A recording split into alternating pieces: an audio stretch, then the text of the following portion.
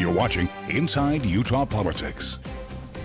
Time now to take a closer look at some of the big stories of the week with the Inside Utah Politics panel. This week we have State Senator Luz Escamilla and Representative Mike Winder. Great to have both of you with us. Thanks so much for being here. Thank you. Good to be here. During the week I talked with your colleague, your former colleague, Senator Dan McKay. He is going to bring a bill to repeal SB 54, meaning the dual path to the primary would be gone.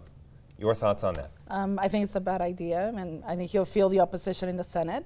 Not sure about the House, but I think the Senate, we've had discussion at large on this issue at length, and let's give it a time. I mean, there's good things of having the opportunity for everyone to participate, and it's working well, at least for the Democrats. So we're excited that I guess the Republicans are having some problems, but I don't think this is the right time to bring legislation on that issue anymore. We've had a lot of discussion on this issue. Yeah, it seems to come up in some form every single year. I want to bring you in, Representative Winder, on that point, because one of the things that Senator McKay says is it's tearing apart the Republican Party.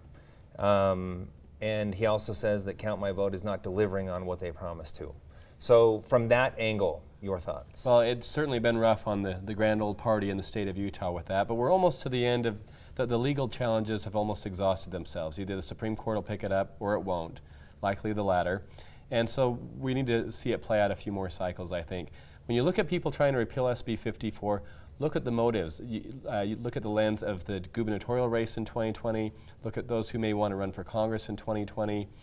Those who do well among the delegates, or their allies do well among the delegates, are going to be looking to repeal that. Those who look at maybe a John Curtis path will say, no, let's keep it a little longer. So it's going to be fascinating to watch because there's a lot of interesting motives as people are already positioning for 2020, and the repeal of SB 54 or not could be part of that calculus. When you talk about it being good for Utah Democrats, how so?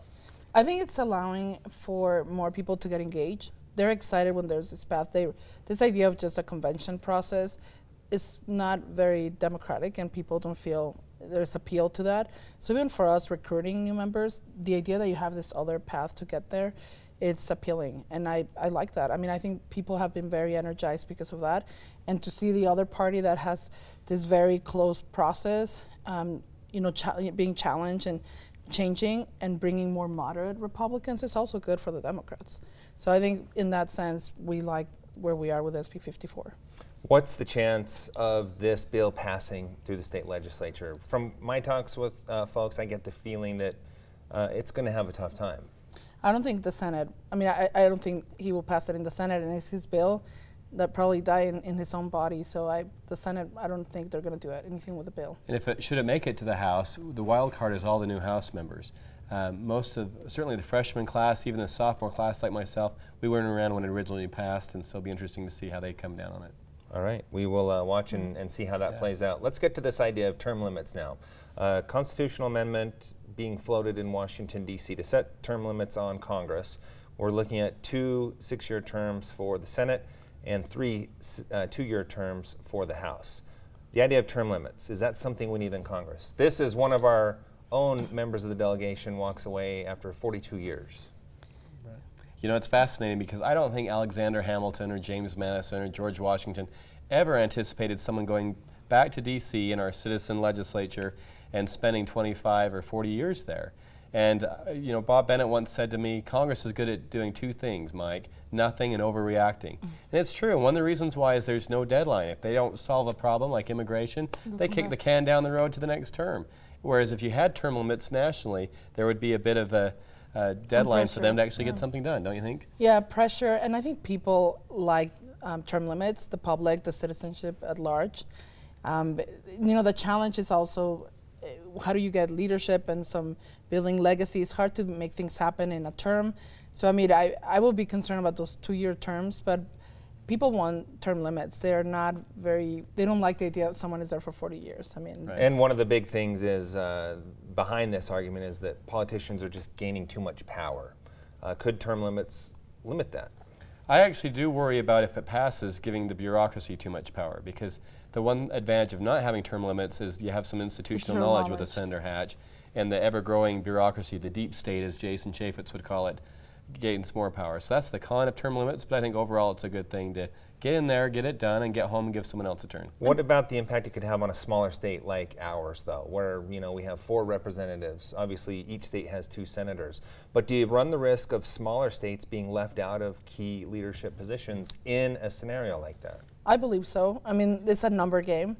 But if you have more years in service, people get to know you, to respect you, and if you're now going to have all these changes happening and we only have 4 votes, I mean, I think it will have an impact on leadership. And I don't think so. I think a good representative or a senator is able to go back there, build coalitions. Look at even Mitt Romney already.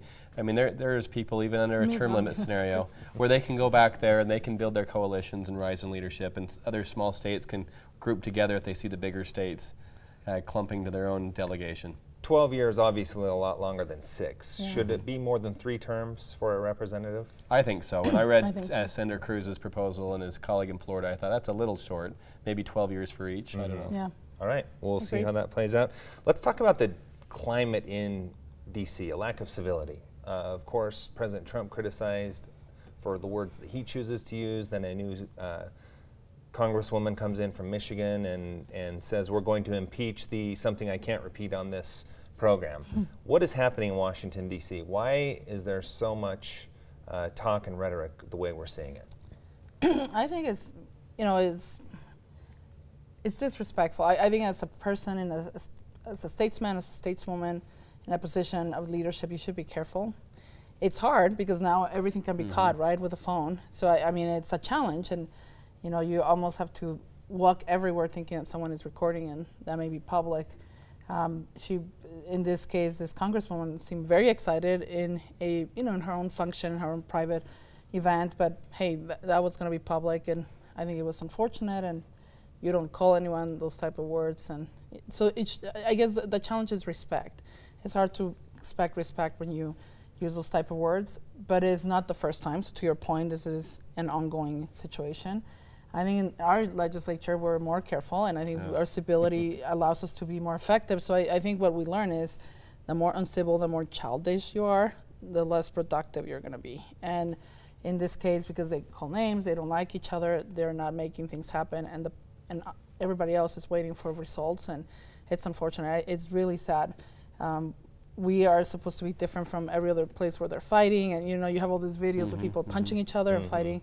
We don't want that, and I don't think that's the American way of doing business. It's sad. I mean, with 535 members of Congress, you're going to have a few, maybe on either extreme, that are crude and foul-mouthed and uncouth. Sadly, in our White House, we have someone who's crude and foul-mouthed right now.